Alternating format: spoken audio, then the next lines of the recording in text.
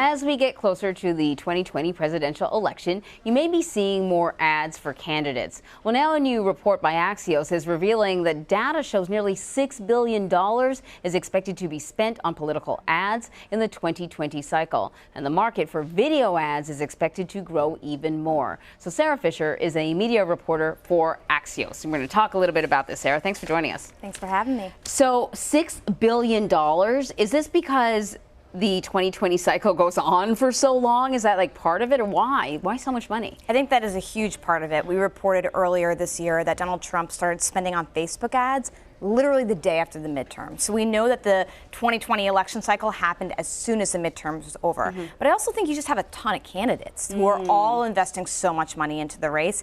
And there's a lot of cause and appeal groups that are trying to get in and support these candidates. We've reported that there are energy and environment groups that now want to get certain candidates elected, or abortion groups that want to support other candidates. And that's a lot of money too. Yeah, so how does it break down? Who's spending what? So when it comes to where the ads get spent. Right. There's a lot on local broadcast, a lot on local cable, a lot on digital video like CBSN, and things like Facebook and Google. So that's how I think about the video side. When it comes to who's spending, Donald Trump is outspending everybody right now. Really? Donald Trump is definitely spending the most money.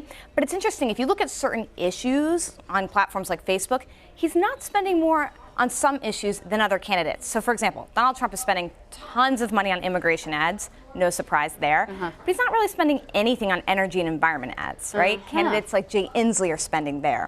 So when it comes to issues, the breakdown is very different by candidate. Very interesting. So video, lots of money on video. Lots of money. Is that going to be a game changer? I guess that's what candidates think. Huge game changer. I mean, one of the big things we saw in 2016 that worked really well for Donald Trump were videos where either he or members of his family or supporters take a video and just talk directly into the camera, speak directly to voters. And by the way, that's just a video trend. If you notice on Instagram stories, how many celebrities are trying to sell you a product by doing a selfie video? Yes. It's intimate and it's personal. Well, that's the new political trend too.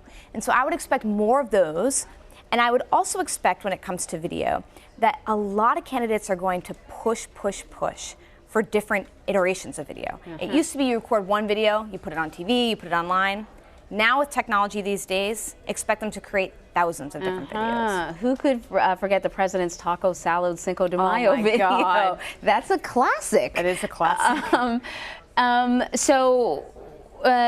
You mentioned that also a lot of money is going to be spent on local news outlets like local television stations, because what we found over the years, TV stations would sort of bank on election time, literally and figuratively, to make a lot of money. And then with the advent of online options, that money has moved away. But are candidates still spending money in local markets? Yes, and especially towards the election. So what you're going to do if you're a political candidate is you're going to buy digital ads now and test them.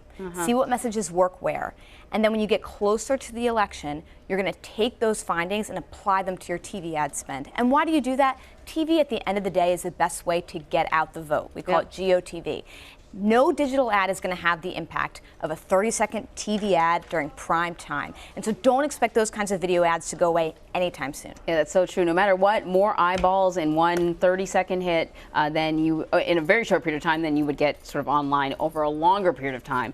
Finally, Axios has learned that Snapchat has a new hire with political connections. Yes, so we have a Snapchat communicator in Washington, D.C. It's the first time they've ever hired someone there. And that's a big deal, because if you think about what's happening today, right? Big tech hearings on Capitol Hill. If you're a technology company and you don't have a strategic communicator on Capitol Hill, you're in for some serious trouble. Yeah. And we saw this last week. Senator Marsha Blackburn put out a letter saying that she wanted to talk to CEO Evan Spiegel about child predatory problems on Snapchat. There's not really been any evidence that that's a big problem, but the fact that she even sent him the letter means that she's watching them.